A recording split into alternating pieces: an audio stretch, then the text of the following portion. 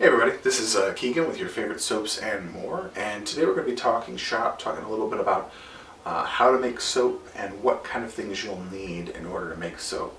We're probably not going to be doing a lot of showing you. We're just going to be talking about prep, basic stuff you might want to purchase before you even try to make your first batch of soap.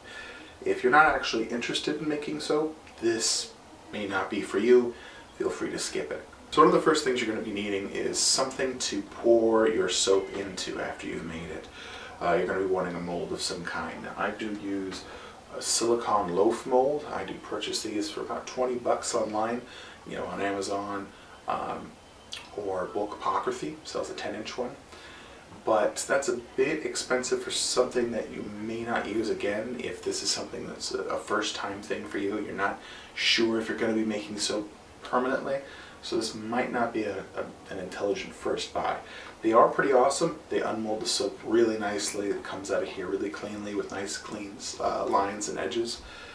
But again, this might not be a great idea for your first buy.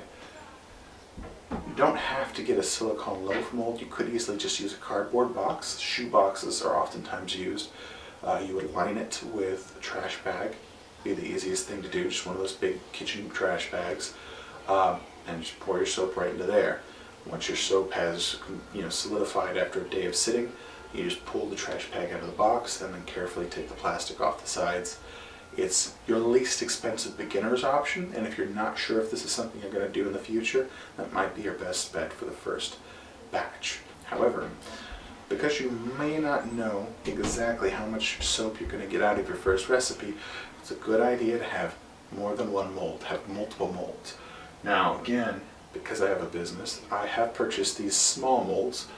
These are my 100% handmade molds, and all of my extra soap goes into these. I've also got another backup mold, just in case I really didn't anticipate how good or how much oil I was going to get out of the recipe here. And these are just backup bars. I usually use these as giveaways if I even get to this mold.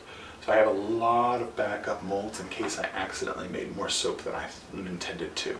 After the molds, the next thing you're definitely going to be needing is some way to measure your oils. Most recipes you'll find online are measured in ounces or grams. They're measured by weight, not by volume.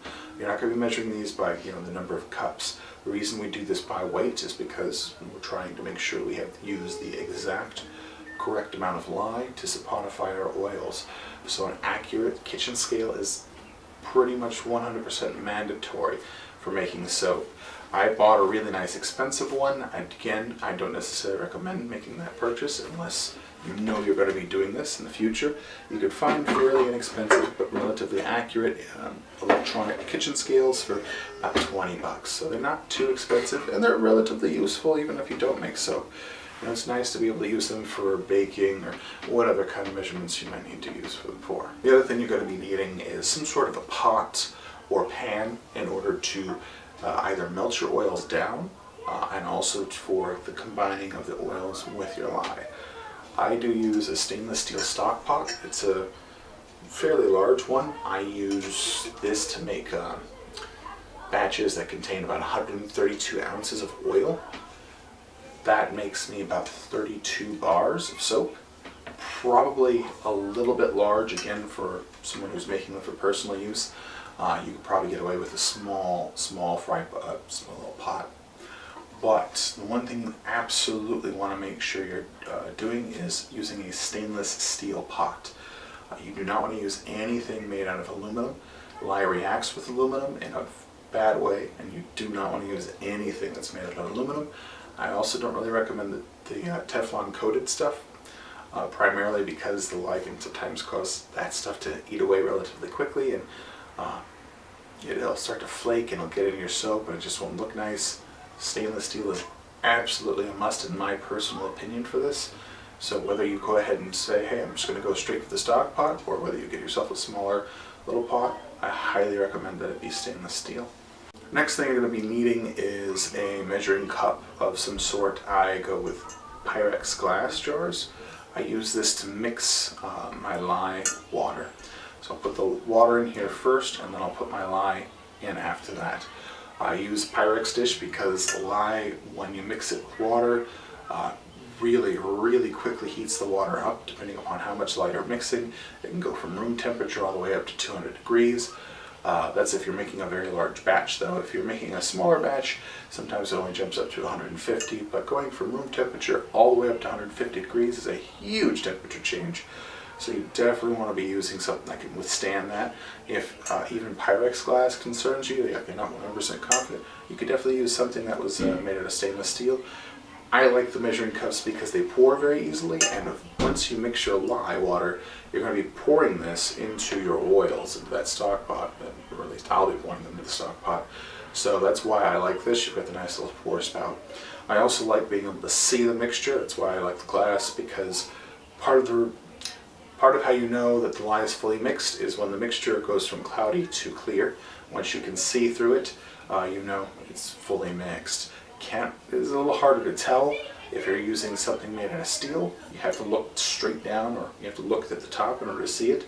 And since mixing lye with water does let off certain toxic fumes, I'd rather not be above the bowl. I prefer to be below the bowl. Speaking of toxic fumes, the next thing you're going to need is a well-ventilated area in order to mix your lye. You can either do this outside where there's plenty of air, or you can have it, as I do. I've got a window right here with two big fans that are pointing outwards. I have my lye setting right there, and I crouch to the point where I'm down below the lye. So all of the fumes are going right out the window. I do still wear a breathing mask, and you will want one of those as well. The breathing mask, you'll want one that is very specifically meant for toxic chemicals. You want to read the packaging. If it's a particulate mask or one that's made for sawdust, that's not going to work for you. If it's one of the ones that are like a surgical mask, that's not going to work for you. You want something that's specifically designed to protect you against chemicals. If you're not using something like that, then there's a good chance the lye is just going to go right through, or the toxic fumes let off by the lye are just going to go right through the mask, and you'll be breathing them right in anyway. So you definitely want a well-ventilated area and some sort of breathing protection. You'll also want safety glasses of some kind and gloves. The reason you'll want that is if on the off chance when you're stirring, some of the lye, sort of maybe a drop or two flies up, which can happen. It's not super common, but it can happen. Some of that gets in your eye, that could cause some serious long-lasting damage, so you definitely want to be wearing eye protection. You also want to be wearing hand protection. Lye is very caustic, and if it gets on your skin, can cause chemical burns if you don't immediately flush it away. So you're definitely going to want some kind of gloves, some kind of protection. Also a good idea to wear a long sleeve shirt, perhaps a lab coat, something to protect your arms, and of course wear pants. Another thing that's a good idea to have around, but not necessarily quite as a must, would be some vinegar. Vinegar does deactivate lye, so if you do manage to get some on your hand, pour vinegar over it first, then rinse it off. If you have no vinegar available, you can rinse it, but bear in mind that lye reacts with water. That's part of the reason why it's burning you. So you want to use a lot of water. Don't go to the sink if you have a bathroom closer. Go directly to the bathtub, turn on the faucet so you get a lot of water coming out of that faucet. Cold water preferably, because lye is going to be heating up. And get whatever extremity's been covered in the lye directly under that flow. Get as much water coming out of there as possible. You want to flush the lye off as quickly as you possibly can. Another thing you're probably going to want are a couple of blankets in order to wrap up your molds afterwards, in order to help keep the heat in. We're basically going to be helping the saponification process along by locking in that heat so that it goes through the gel phase faster. Another thing that's extremely important in my mind would be a stick blender, aka a hand blender like this. You definitely want something like this. You can make soap just by stirring with a stick if you really want to, but it takes a lot longer for it to reach trace, which is basically the term we talk about when the saponification process has truly begun.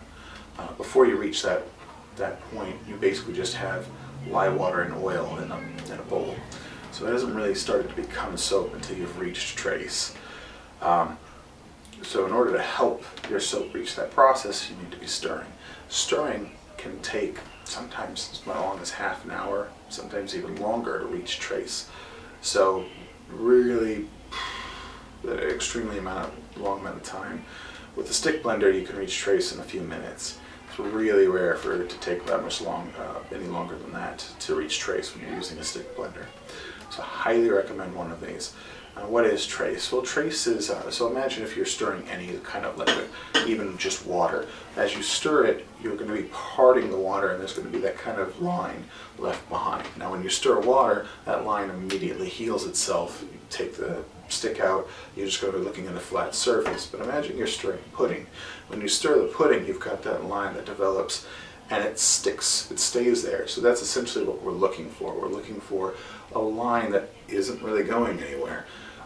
But there's a balance. You want to see when it starts to trace. You don't want it to fully trace. You want to get to the point where it just sort of starts to trace, and then you want to immediately start mixing any other additives you may have wanted for this stuff, for your soap.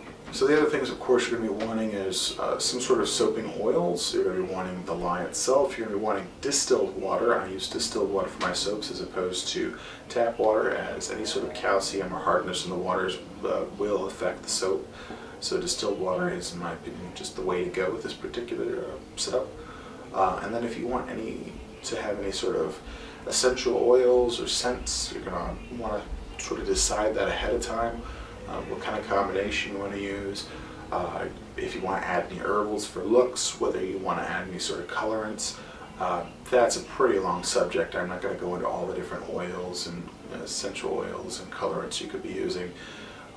That's something that you have to decide for the particular batch, or the recipe you might be following will specify those things. There is also one other thing you're definitely going to be wanting for when the soap is completely finished and it's time to cut the bars. I generally recommend some sort of pastry cutter like this one. These are cheap, just a couple of bucks. They're not sharp, so you're not going to cut yourself.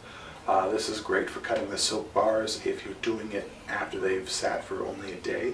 If you wait much longer, this can scrape more than cut. It doesn't look as nice. And for that, you might want to use a dull knife. You could use a sharp knife. It's just that it's not necessarily going to help you too much with the soap cutting. Last but not least is a point, not the thing you need. And that point is all of these things that you are using for soap making. Even if you're purchasing for soap making, once you use this to make soap, that's all it's for. If you use your favorite stock pot to make soap, you cannot use that to make soup ever again. You can't use it to make stocks ever again. That's a soap making dish now. I mean, simply put, do you even want to risk the possibility of feeding your family something that contains lye that may have not been properly removed?